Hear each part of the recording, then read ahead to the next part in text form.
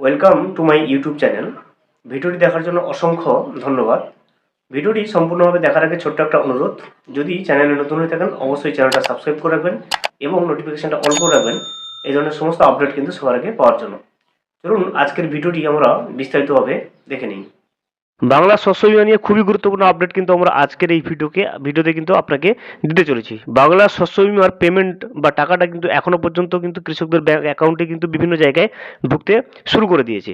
এই ভিডিওতে আমরা দেখে নেব যে বাংলা শস্য বীমার টাকা সেটা কিন্তু একজন কৃষকের ব্যাংকের অ্যাকাউন্টে ঢুকেছে, সেই স্টেটমেন্টটা ব্যাংকের যে স্টেটমেন্টটা যেখানে ঢুকেছে সেটা কিন্তু আমরা লাইভ প্রমাণ হিসেবে আজকের ভিডিওতে আমরা দেখব যে বাংলা শস্য বীমার টাকা কিন্তু বিভিন্ন জায়গায় কিন্তু কৃষকের ব্যাংক অ্যাকাউন্টে কিন্তু ইতিমধ্যেই কিন্তু ঢোকা শুরু হয়ে গেছে।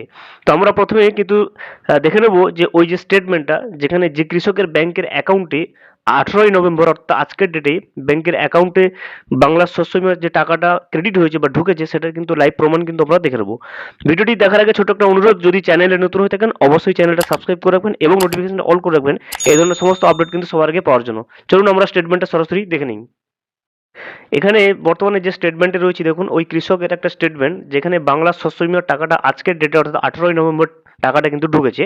এখানে আপনাকে আমি প্রথমে ডেটটা দেখাবো, আপনি এখানে দেখেন এই জায়গাতে ডেটটা দেখুন 18ই নভেম্বর, এবং আপনি তারপরে যে টাকা ঢোকার যে স্টেটমেন্টটা সেটা আপনি ভালো করে লক্ষ্য করুন। দেখুন বাই ট্রান্সফার পিএফএম, এবং তারপরে এই জায়গাটাতে দেখুন ক্রপ, এবং তারপরে দেখুন ইন্স্যুরেন্স, দেখুন ক্রপ ইন্স্যুরেন্স SCHS, এই সমস্ত নাম্বারগুলো রয়েছে অর্থাৎ এবং এখানে ক্রেডিটটা দেখুন 3,896 টাকা ক্রেডিট হয়েছে।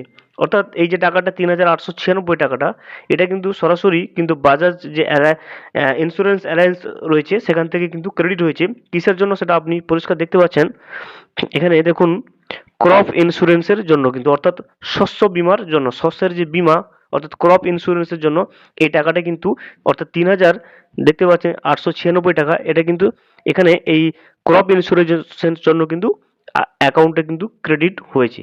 তাহলে দেখতে পাচ্ছেন যে আজকের ডেটে এখনো পর্যন্ত কিন্তু বাংলা শস্য বীমার যে টাকাগুলো সেটা কিন্তু ইতিমধ্যেই কৃষকদের ব্যাংক অ্যাকাউন্টে কিন্তু ট্রান্সফার রাজ্য সরকার করে দিয়েছে। এখনো পর্যন্ত যদি আপনার না ঢুকে থাকে অবশ্যই অপেক্ষা করুন এবং আপনার ব্যাংকটা কিন্তু চেক করতে থাকুন ঢুকেছে কিনা, এবং আপনি কোন জেলা থেকে বলছেন এবং আপনার এখনো পর্যন্ত ঢুকেছি কি না ঢুকেনি সেটা কিন্তু কমেন্ট করে অবশ্যই জানাবেন। ভিডিওটি সম্পূর্ণভাবে দেখার জন্য অসংখ্য ধন্যবাদ। এখনো পর্যন্ত যদি চ্যানেলে নতুন হয়ে থাকেন এবং সাবস্ক্রাইব না করে থাকেন অনুগ্রহ করে চ্যানেলটা সাবস্ক্রাইব করে পাশে থাকবেন।